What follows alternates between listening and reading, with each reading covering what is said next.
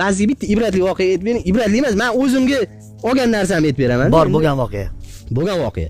Karantin payti edi. Endi bitta odam keldi, endi yosh sizlar qatori yigit keldi, endi Malibularda, boshqalarda keldi. Aka, bir mayit bor edi, ko'm beringlar, men Qoraqamishda turganlar dedi. Xo'p dedim. Oti Alek ekanda, o'rsa ekan, o'chisi ham ruscha.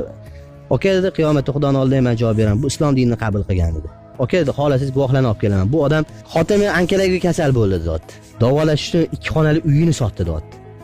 Xotiniga ishlatib, xotini o'tib ketdi dot.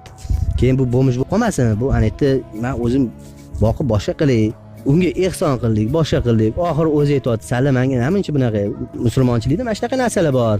Alek yo bu desa, aytibdiki, "Men musulmon bo'laman" debdi. Qiziqibdi o'zi. U o'sha odam aytibdiki, "Короче, Alek, men anaqang bormi? Yeb ichishingga anaqang bormi?" desa, "Baklashga teri yuribdi" deydi. Akkuratnik yuvonga baklashga teri yuribdi.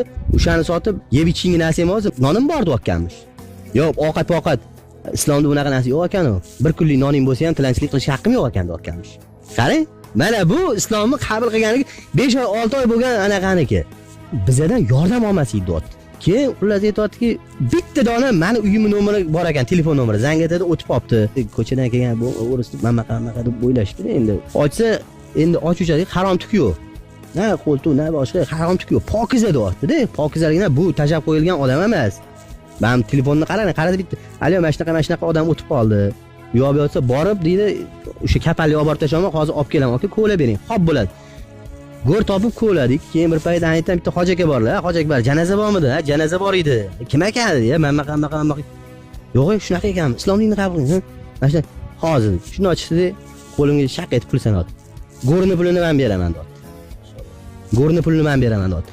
Keyin janoza o'qish kerak, karantin domla yo'q, boshqa yo'q. Ishonasizmi? Laboda olib keldi. Endi men 3 kishini tushiramiz deb janozani o'qiydi, domla o'zining oyog'i bilan yetib keldi. Nimadir ani plomba, ani gaz sho'chi yo'q-yo'qlarni baribir karantin bo'lsa sverka qilib ketish uchun kelganda domla o'zining oyog'i bilan Alloh bir yetkazib qo'ydi o'shani. Endi tovutni ko'tarish uchun aynan 4 ta 5 ta endi bekor chiqib qolgan ziyorat qilib ketaylik kirgan odam kirib kelyapti. Qarang, janozada shu odamni bitta anaqasini Alloh shunaqangi chevardaki, shundan hammani bitta joyga jamlab qo'ydi. Musulmon dinini qabul qilganiga 5 oy bo'lgan odamning holati bu.